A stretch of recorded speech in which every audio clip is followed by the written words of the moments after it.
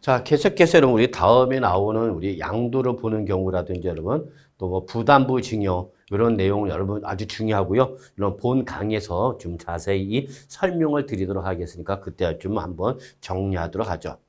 자, 그 다음에 여러분 우리 비과세라는 것이 있습니다. 여러분 역시 양도소득세 비과세는 여러분 시험에 자주 나오는 부분입니다. 여러분 별표 3개 정도 좀 표시해 두시고요. 우리 시험에서도 매우 중요한 부분이다라는 것을 말씀드릴 수 있겠습니다. 여러분. 그럼 여러분 비과세는 여러분 크게 과세하지 않는 것을 말합니다라고 했잖아요. 비과세.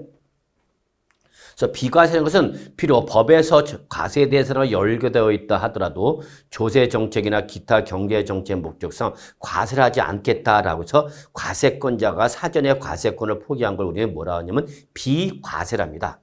이 비과세는 여러분 개별세법에 규정되어 있고 이거는 영구적 성격을 띠고 있기 때문에 별도로 개정되지 않는 한 이 비과세 규정은 계속해서 적용되는 겁니다.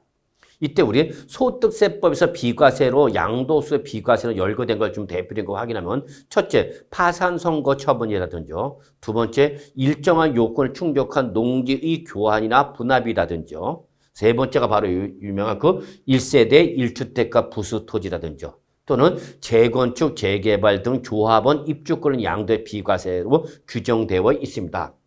그 중에서 역시 시험에 제일 많이 나오는 게 바로 뭐냐면 1세대 1주택가 그 부수토지가 시험에 제일 많이 나오는 부분이 되겠습니다, 여러분. 그럼 이때에 한마디로 해서 1세대 1주택가 그 부수토지에 대한 비과세는 내가 뭘 양도한 거죠, 여러분? 주택을 양도한 거죠. 그럼 그 주택가 그 밑에는 부수토지 양도했을 때 일정한 요건을 충족하면 양도소득세를 과세를 하겠다, 안 하겠다? 안 하겠다, 그겁니다, 여러분.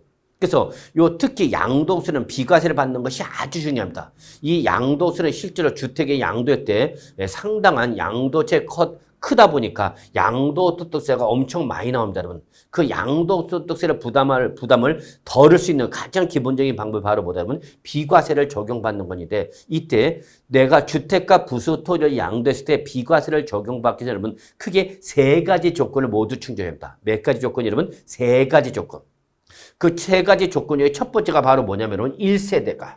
그래서 여러분 양도소득세에서 주택수는 여러분 양도자 개인별로 따지는 것이 아니라 세대별로 따진다는 것을 여러분이 첫 번째 조건을 꼭 기억해 두셔야 합니다. 아시겠죠? 두 번째 조건이 뭐냐면 양도 현재의 국내 주택을 몇 개? 하나를 가지고 있습니다. 그래서 양도 현재 국내에 1주택을 소유하고 있어야 됩니다. 이때 여러분 비과세 대상이 되는 주택은 국내 주택만을 비과세를 받을 수가 있는 것이고 여러분 국외 주택은 비과세를 적용받을 수가 없다는 것을 여러분이 꼭 기억해야 합니다. 국외에 있는 주택을 양도하면 여러분 무조건 얘는 과세가 되는 겁니다. 여러분 비과세가 적용될 여지가 없습니다. 그리고 하나 더. 이 국외 주택은 무조건 과세가 되는 대신 여러분 국내 주택수를 계산할 때는 얘들은 그 주택수에 포함한다, 포함하지 않는다 그러면 포함하지 아니한다라는 걸 꼭 좀 기억해 두시기 바라겠습니다, 여러분. 아시겠죠, 여러분? 예. 그래서 양도제 국내 1주택을 세 번째 몇 년 이상 여러분 2년 이상을 보유하고 합니다. 2년 이상을 보유하고 된다. 이게 가장 기본적인 조건이다. 그래서 다시 한번 정리하면 내가 주택과 부수토를 양도했다. 비과세 적용받고 싶어요. 그러면 3가지 조건. 첫째 누가? 1세대가. 둘째 양도 현재 국내 몇 주택을? 1주택을 보유하고 세 번째 몇 년 이상 보유하고 있는다 그러면 2년 이상을 보유하고 양도합니다. 이 조건 3가지를 모두 충족해야 되겠죠. 이 조건의 충족 여부는 어느 시점을 따지는 거죠? 그렇죠, 여러분. 양도 시점이죠, 여러분. 많은 분들이 이 비과세 여부를 따질 때에 항상 제일 중요한 조건, 양도의 현재 시점에서만 이 조건을 충족하면 되는 것이고, 여러분, 취득해서 보유하면 양도할까지 보유기간 내내 이 조건을 충족하고 있어야 하는 것은 아니다는 겁니다. 항상 어느 현재 시점으로 여러분, 양도일 현재 시점으로만 따지는 거다는 걸 꼭 좀 기억해 두시기 바랍니다. 아시겠죠, 여러분? 다만 그래서 이렇게 1세대가 양도 현재 국내 1주택을 몇 년 이상 보유하는데 여러분 2년 이상 보유. 그래서 1세대가 양도 현재 국내 1주택을 2년 이상을 보유하고 양도한다. 이 조건을 꼭 충족해야 되는 거죠. 다만 어느 당시죠, 여러분? 요거 꼭 체크해 주셔야 여러분. 취득할 당시입니다. 취득할 당시. 양도 당시가 아니라 취득할 당시. 주택법상 어디? 조정 대상 지역에 있는 주택이다. 즉 내가 이 주택을 취득할 때 이 주택의 소재지가 이미 주택법상 조정 대상지로 지정되어 있는 지역이었다. 여러분. 양도 당시가 아니라 내가 이 주택을 취득할 때 조정 대상 지역이라는 걸 알고 취득하는 거죠. 그럴 때는 그 2년 이상 보유 기간 중 최소 몇 년 이상을 여러분 2년 이상을 뭐 해야만 거주해야만 2년 이상 거주해야만 비과세를 적용받을 수 있다는 걸 꼭 좀 기억해야 됩니다. 그래서 취득할 당시 조정 대상적인 주택일 때는 2년 이상 보유는 물론이지만 2년 이상 뭘 해야 된다면 거주를 해야만 비과세를 받을 수 있다는 것을 꼭 좀 체킹해 두시기 바랍니다. 여러분 아시겠죠 여러분? 그래서 2년 이상 거주해야만 비과세를 받을 수 있다는 거죠. 그래서 여러분 요 조정 대상적 추가 조건이 여러분 원칙적 요건이 아니라 추가 조건 언제 때 추가되는 거다 여러분 그렇죠. 주택을 취득할 당시에 조정 대상 지역으로 지정이 되어 있다면 너는 주택 이 조정 대상 지역에 있는 걸 알고 취득했으니까 너는 2년 이상 보유는 물론이고 2년 이상 못 가져야만 거주를 해야만 여기서 2년 이상 거주는 뭐를 말하는 거죠 여러분? 실수요자를 말하는 거죠. 2년 이상 거주를 해야만 비과세를 받을 수 있다는 걸 여러분이 알아두시기 바랍니다. 아시겠죠 여러분? 다만 이러한 1세대가 양도자 국내 1주택을 2년 이상 보유하고 양도를 했다 하더라도 이 비과세가 배제가 되는 경우가 있습니다. 비과세가 배제되는 경우죠. 비과세 안 해주게 됩니다. 그럼 이 비과세가 제외되는 것은 주로 투기성 거래 등 성격이 강한 때에 있죠. 정상적인 거래가 아닐 땐 비과세 안 해주게 됩니다. 자, 그 중에 하나가 바로 첫 번째, 기준 면적을 초과하는 주택 부스터죠. 기준 면적을 초과하는 주택에 딸린 토지는 비과세 안 줍니다. 즉, 이때 내가 주택을 양도할 때 그 주택은 물론이고 그 밑에는 뭐까지 여러분? 토지까지 양도하는 거죠. 그러면 주로 단독주택일 때 적용하는 거죠, 여러분.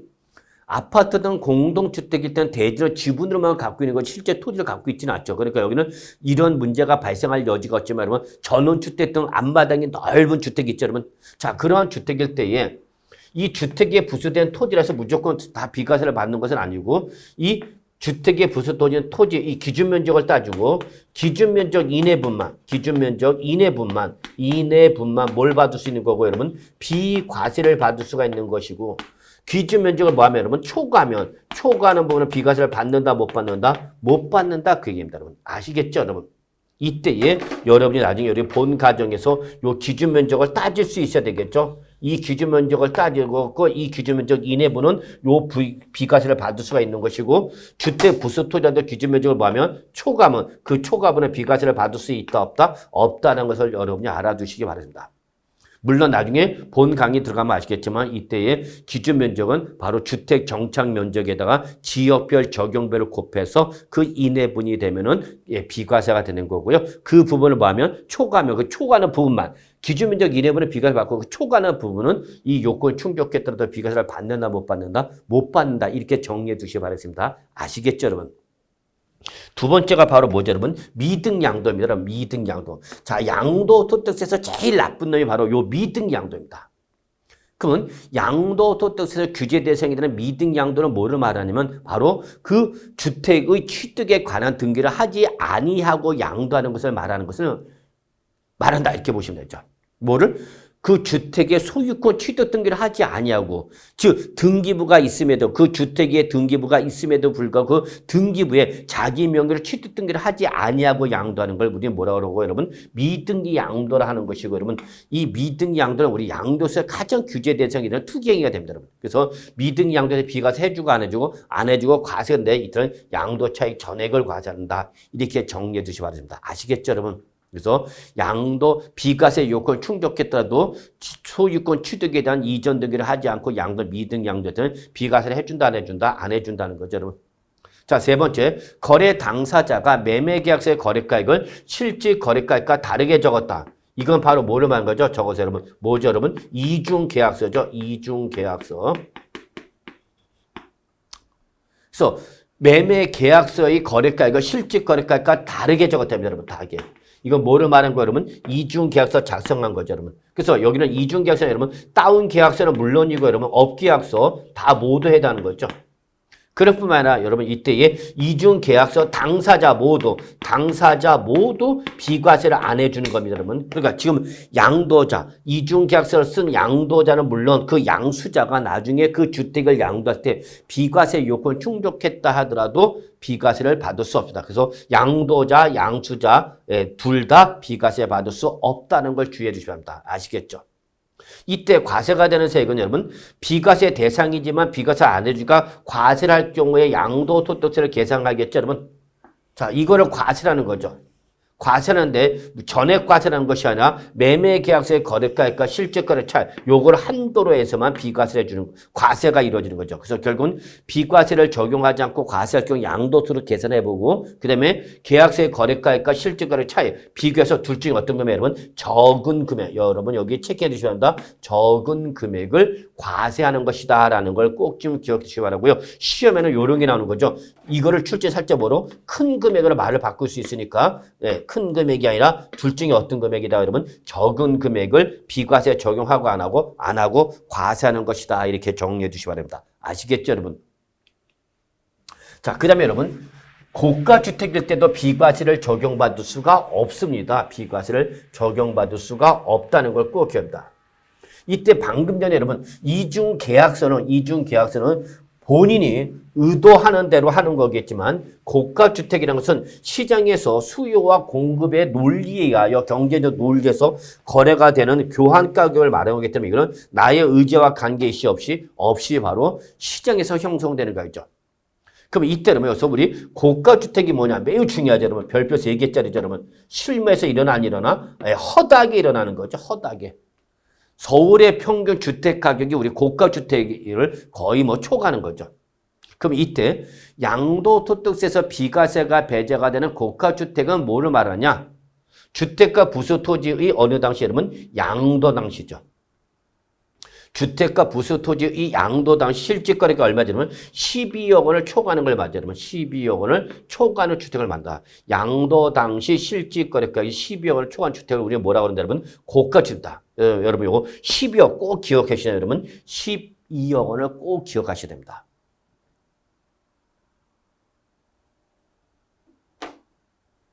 자, 그래서 양도 당시 실질 거래가액입니다. 여러분 실질 거래가 12억 원을 초과한 주택을 우리 고가주택이라 하고 이러한 고가주택일 때는 비과세를 해준다 안 해준다? 안 해주고 과세하는 거죠. 이때 주의할 것은 여러분 과세가 되는 양도책은 여러분 전액과세한다 그러면 틀린 말입니다. 여러분 전액과세를 한다 그러면 틀린 말이 되고요. 여러분 틀린 말이고 무슨 계산한다고 그래야 되나 여러분? 안분 계산한다라고 해야 된다. 여러분 요 말을 꼭 기억해 주셔야 됩니다. 여러분 안분 계산한다. 이 안분 계산식은 여러분이 목숨을 걸고 꼭 좀 기억해 두셔야 되겠습니다, 여러분. 예. 그래서 안분 계산식은 여러분이 꼭 기억해 두셔야 되는데 여러분 이때 안분 계산식은 여러분 바로 양도가액에서 12억 원을 뺀 가액이죠. 여기서 12억 원을 뺀 가액을 바로 뭐로? 양도가로 나눈 거죠, 여러분. 요게 바로 안분 계산식이 되는 거니까 이것은 반드시 기억하셔야 됩니다. 단 이때 여러분 고가주택은 반드시 여러분 비과세 요건을 충족했을 때만 고가주택이란 구분의 의미가 있는 겁니다. 비과세 요건을 충족하지 못한 상태에서는 고가 12억을 초과했더라도 우리 고가주택으로 구분하지 않습니다. 반드시 여러분 고가주택이란 말은 비과세 요건을 충족했을 때만 구분이 되는 거다라는 걸 꼭 기억해야 합니다. 그럼 이때 안분 계산식은 여러분 양도가액에서 무조건 얼마 빼라고 여러분 12억 원을 빼는 거죠. 이거를 뭐로 양도한 거다 여러분? 양도가액으로 나누는 거다. 요만큼만 과세를 하겠답니다. 여러분 요만큼만 과세하는 거죠.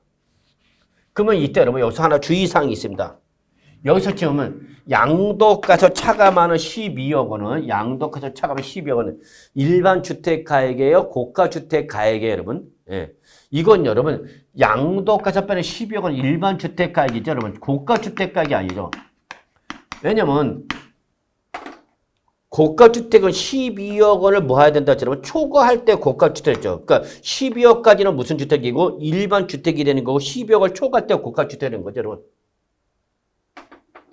그래서 반드시 양도가에서 차감한 12억 원 여러분 일반 주택가액을 말하고 이걸 뺀 금액 즉 분자가 되겠죠, 여러분. 분자.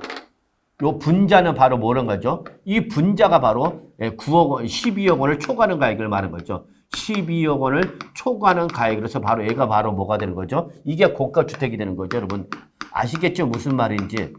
그래서 양도가서 차감하는 10원 일반 주택가를 뺀 거고, 그래서 양도가서 10을 뺀 금액, 즉 12억 원을 초과하는 금액, 요게 바로 고가주택에 해당하는 부분이고, 그게 양도가서 차지하는 비중만큼은 과세하게 되죠. 자, 예를 들어볼까요, 여러분? 15억 원에 양도했다 합시다, 여러분. 15억 원에 양도했다, 여러분. 그럼 내가 15억 원에 양도를 했기 때문에 15억 원에 양도한 주택은 무슨 주택이죠, 여러분? 고가주택이죠. 그러면 고가주택이면 비과세를 요건 충족했더라도 비과세를 적용하고 안 하고 과세를 하겠다고 여러분. 과세하겠다. 이때에 양도가 얼마였어요, 여러분? 15억 원에서 10억을 뺀 거죠, 여러분. 그러면 양도가 15억 원에서 10억을 빼니까 얼마 나온 거죠, 여러분? 3억 원이죠, 3억 원. 이 3억 원이 양도가 10에서 차지하는 비중은 얼마죠, 여러분? 5분의 1인가요? 그러니까 몇 프로죠, 여러분? 20%. 그래서 여러분, 양도책이 몇 프로만? 20%만. 요 놈만 과세를 하겠다는 얘기입니다. 요 놈만. 20%만 과세하는 거죠. 그러면 나머지 얼마나, 여러분? 80%는 양도책의 80% 그대로 뭐 해주는 거예요, 여러분? 비과세를 적용하는 거다라는 걸 알고 계셔야 됩니다, 여러분. 이렇게 비과세 요건 충족한 고가주택일 때는 무슨 계산한다, 여러분? 안분 계산한다는 거 여러분 꼭 기억해 주시기 바라겠습니다. 아시겠죠? 예. 자, 그 다음에 내가 주택을 1주택을 양도한 거죠. 주택을 양도를 했는데 여러분 그 주택을 양도할 당시에 주택 외에 여러분 조합원 입주권이나 뭐를 여러분 분양권을 보유하고 있으면 여러분 우리 양도토대에서는 요 조합원 입주권과 여러분 분양권을 뭐로 본다 여러분 단순히 권리로 취급하는 것이 아니라 뭐로 본다 여러분 주택으로 취급합니다. 여러분 주택으로 취급한다. 이 주택과 조합원 입주권 또는 분양권을 보유하다가 주택을 양도했다.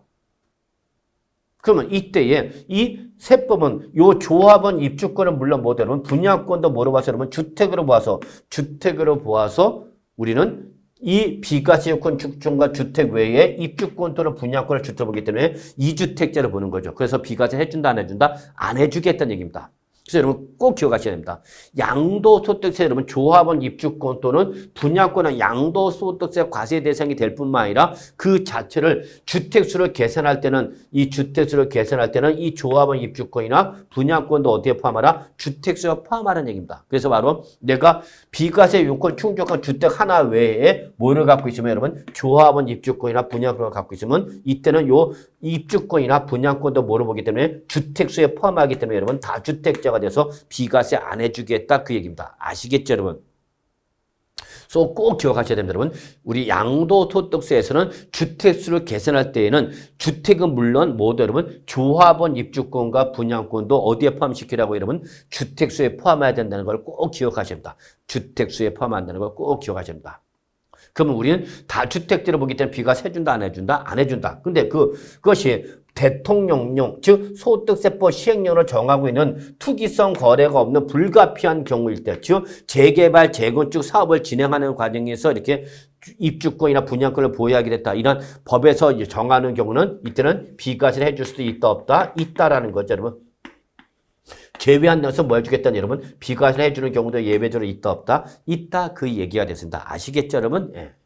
그래서 여러분 일단은 기본적 개념에서 이렇게 잡아두시고요. 다만 주의할 사항은 여러분 이때 주택수에 포함하는 여러분 분양권은 모든 분양권을 말하는 것은 아닙니다.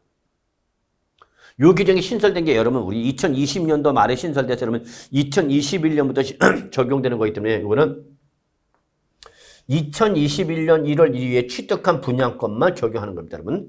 그래서 여러분이 항상 꼭 기억하셔야 됩니다, 여러분. 중요한 것은 여러분 분양권이다.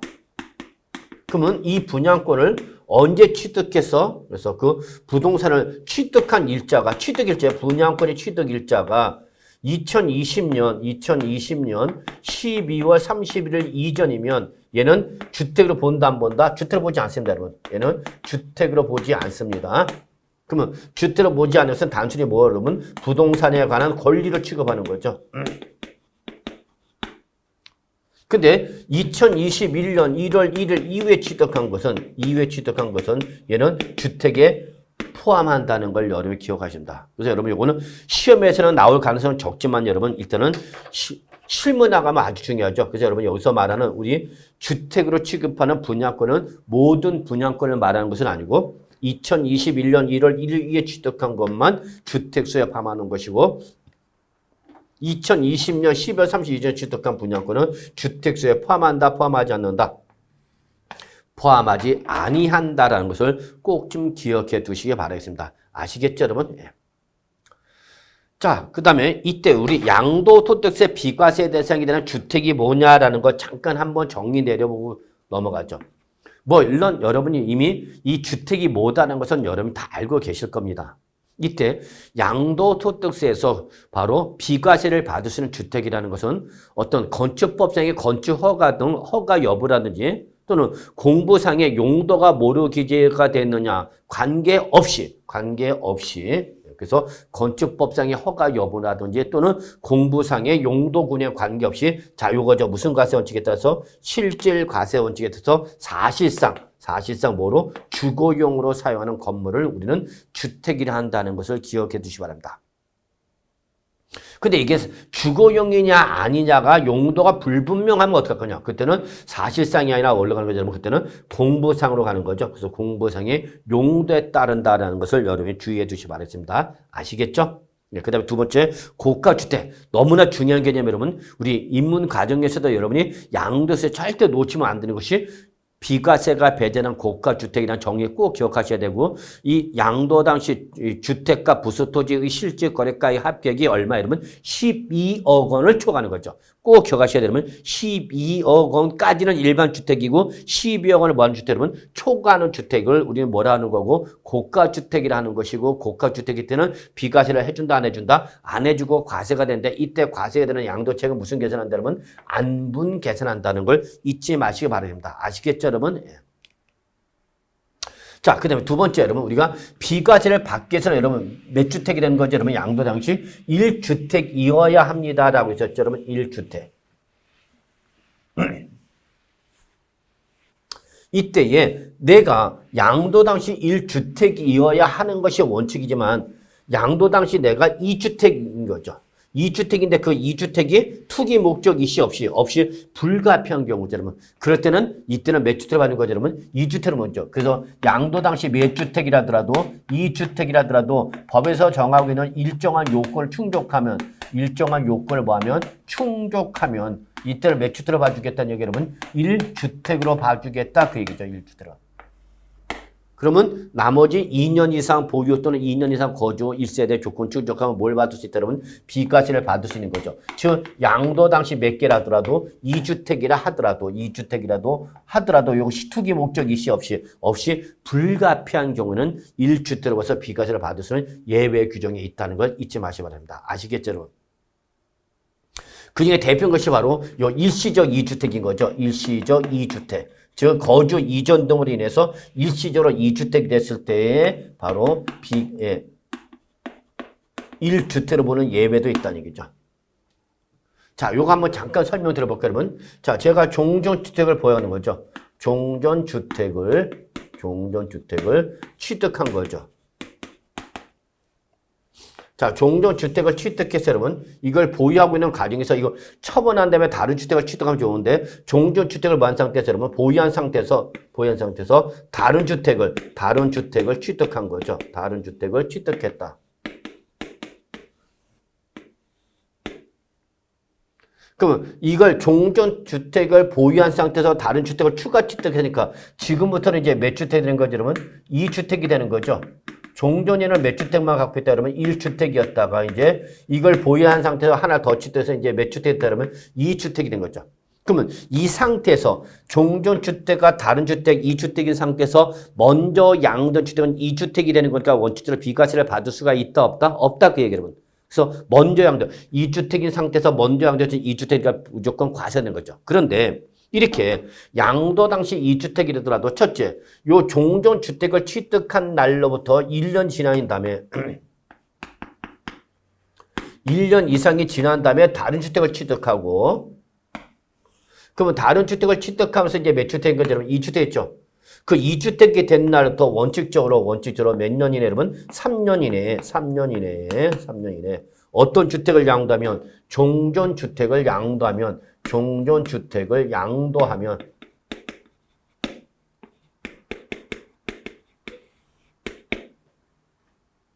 그래서 이게 바로 조건이죠. 그럼 다시 한번 정리합시다.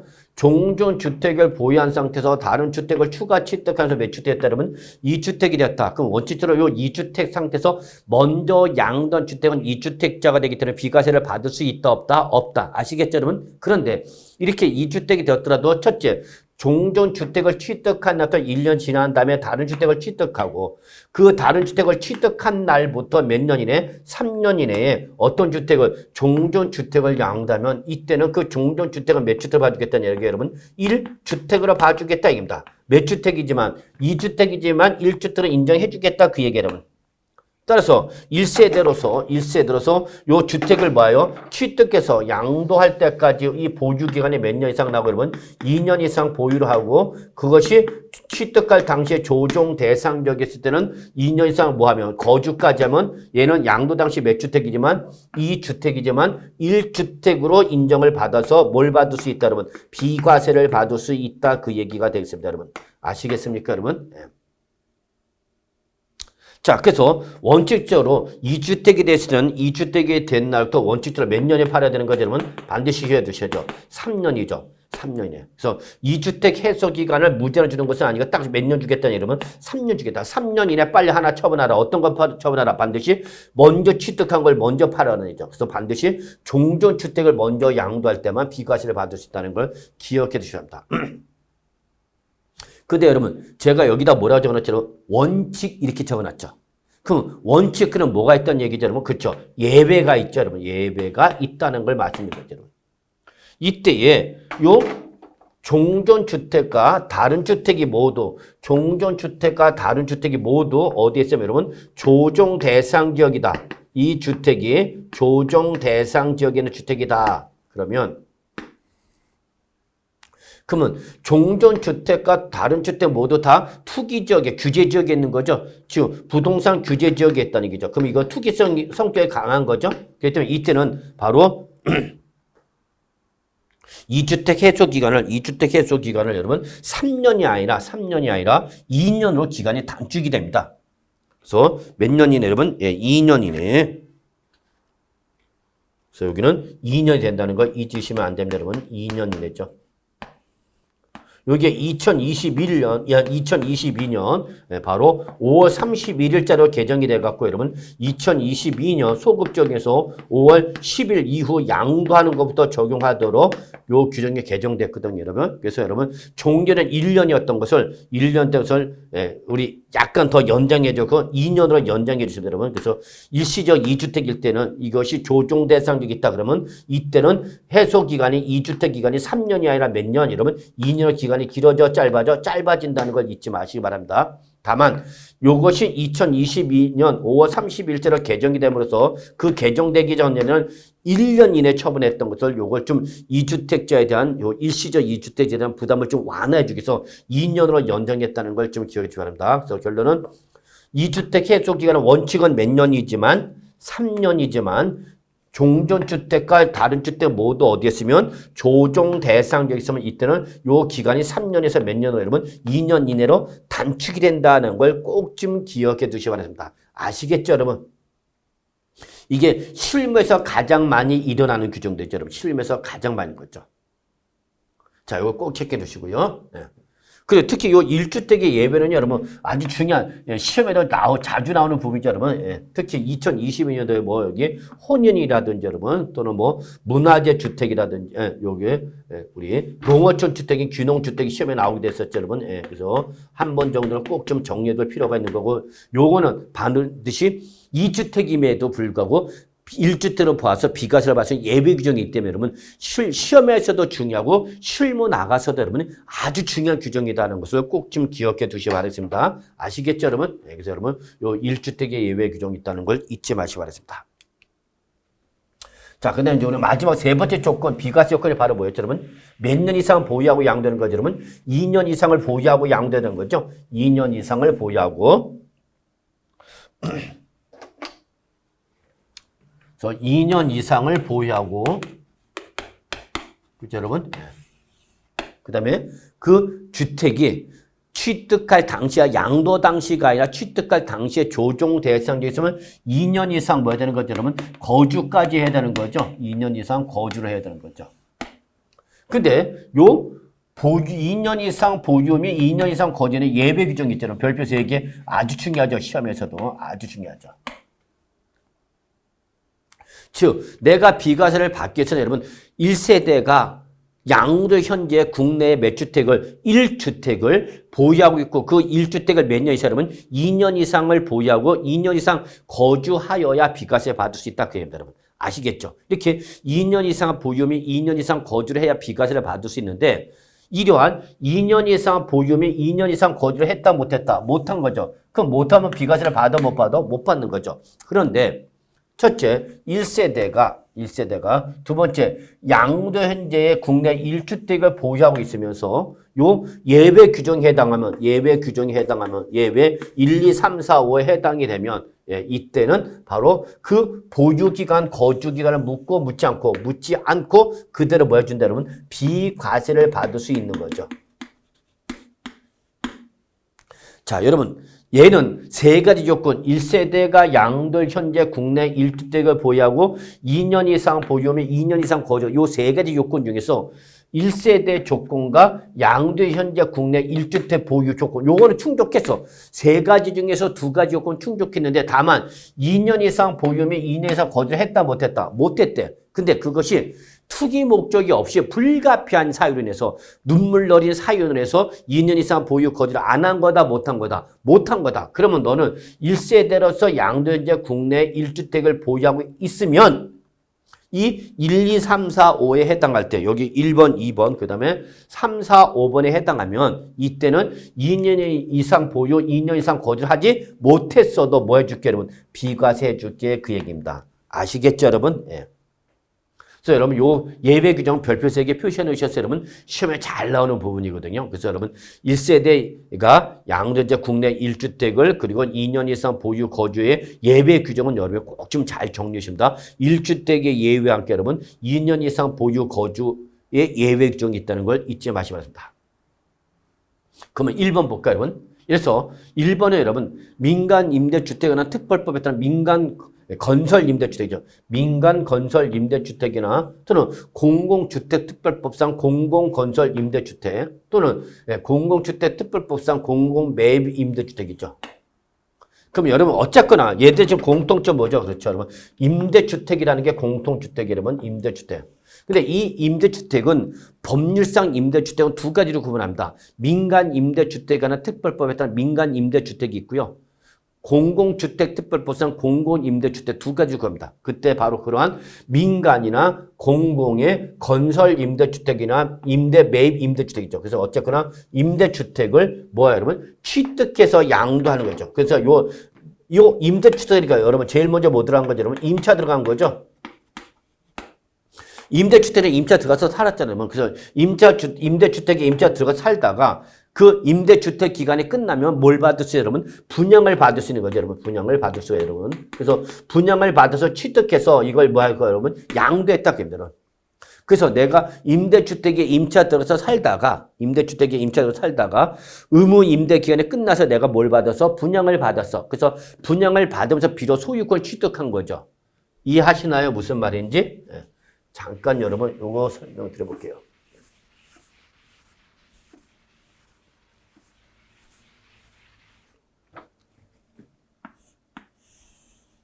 자, 여기 임대주택이죠, 여러분. 임대주택. 그래서 다만 이 임대주택이 민간 건설 임대주택이냐, 공공건설 임대주택이냐, 또는 공공매입 임대주택이냐. 어쨌거나 임대주택이라 뭐 들어갔어요, 여러분? 임차 들어간 거죠, 임차. 그럼 이때 요 임대주택은 이렇게 민간 임대주택은 특별법이라든지 공공주택 특별법 또는 예전에 바로 임대주택이라는 특별법 등에서 최소 의무 임대 기간이 있습니다, 여러분. 그래서 최소 의무 임대기간은 최소 몇 년이에요, 여러분? 5년이 됩니다, 여러분. 그래서 5년 이상을 반드시 뭐하고, 여러분? 임대만 하고 그 의무 임대 기간이 끝나면 뭐가 가능하죠, 여러분? 분양이 가능하게 됩니다, 분양. 그럼 나 여기 임차 들어서 살다가 이걸 내가 분양을 받아서 뭐 할까 여러분? 소유권 취득한 거죠. 그럼 이때 소유권을 취득할 때 이때부터 이제 무슨 기가 나오는 거예요, 여러분? 보유 기간은 이때부터 나오는 거죠. 이때부터 소유권 취득한 거니까 이때부터 보유가 나는 거죠. 그럼 그 전에 뭐 한 거냐? 이전에 뭐 한 거야, 여러분? 살았던 거죠. 거주 기간이죠, 거주 기간. 자, 그래서 분양을 받아서 임대주택의 소유권 취득해서 이걸 뭐 했다냐, 여러분? 양도했다. 지금 그 얘기죠, 여러분. 양도하였다. 그러면 이게 양도 당시 뭐면 여러분? 1세대 1주택이면서 1세대 1주택이면서 요 주택을 만나부터 여러분 임차날이죠, 여러분. 요 주택을 만나부터 여러분 임차날로부터 거주기간이 몇 년 이상이면 5년 이상이면 5년 이상이기만 하면 5년 이상이기만 하면은 요 분양권을 취득해서 양도할 때까지 분양권을 취득해서 양도할 때까지 2년 이상 이걸 묻지 않고 그냥 곧바로 뭐 해주겠다 그러면 비과세 해주겠다. 여러분 비과세 해주겠다. 1세대 1주택이면 무조건 요 임차날로부터 뭐 할 때까지 양도할 때까지 기간이 몇 년 이상 나면 여러분 5년 이상만 뭐 했으면 거주를 했으면 취득일이 아닌다 여러분 임차일이죠 여러분 임차일로부터 양도할 때 기간이 몇 년 이상 나면 5년 이상만 나오지만 여러분 나는 비록 요 분양을 받아서 양도할 때까지 보유한 따지고 안 따지고 따지지 않고 묻지 않고 그냥 곧바로 뭐 해줄게 여러분 비과세 해주겠다 그 얘기입니다. 아시겠죠 여러분? 이런 의미를 두고 있을 때는 이때는 비과세를 우리 2년 비과세 요건 3가지 중 1세대 1주택 2가지 조건 충족하면 요 1, 2, 3, 4, 5에 해당하면 2년 이상 보유 거주를 하지 않아서도 비과세를 받을 수 있다 없다. 있다라는 걸 여러분이 꼭 좀 기억해 두시기 바랍니다. 아시겠죠 여러분? 자, 여러분 요 1번, 2번, 그 다음에 여러분 3번, 4번, 5번 요거 꼭 좀 아주 중요한 부분입니다. 여러분 요거는 본 내용 강의에서 다시 한번 여러분한테 세세하게 자세히 설명드리기로 하고요. 여러분 이러한 예외적 규정이 있다는 기본 개념만 좀 정리해 두시기 바랍니다. 아시겠죠 여러분? 자, 그 다음에 이제 우리 5번째 여러분 양도 또는 취득 시기에 대한 시간적 규제죠. 자, 요 부분도 여러분 시험에 항상 출제가 되는 부분은 아닙니다만 그래도 여러분 시험에 가끔 출제가 되고 있습니다. 그래서 여러분 요거는 시간적 기준이거든요. 그래서 실제 실무 나가시면 여러분 이 보주기간, 거주기간의 기산점과 만료점이 되는 시간적 기준이기 때문에 요걸 잘 컨트롤하면 여러분 바로 보주기간, 거주를 잘 좀 비과세를 받을 수 있는 예를 받을 수 있는 거죠. 자, 제가 그랬죠, 여러분. 우리 양도 뜻은 항상 부동산 뭐하고 여러분 취득하고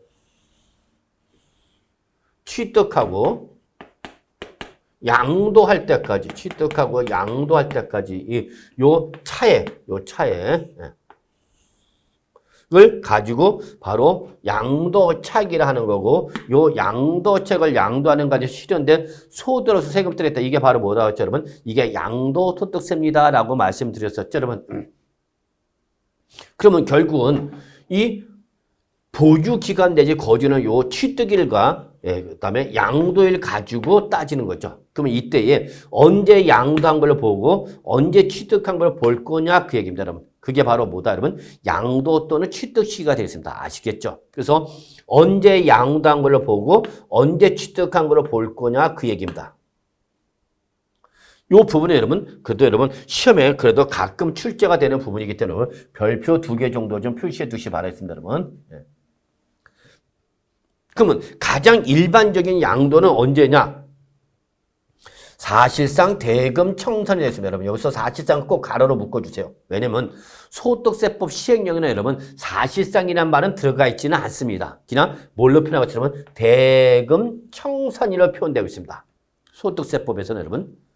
그런데 앞에 무슨 말은 사실상이라는 말은 생략되어 있어요, 여러분. 근데 이거는 당연히 실질 과세 원칙과 우리 기본 통칙에 따르면 당연히 사실상을 말하는 것에 대해서는 전혀 이견이 없습니다. 그래서 여러분 결론 이때에 언제 양도한 걸 본다면 사실상 대금 청산이죠.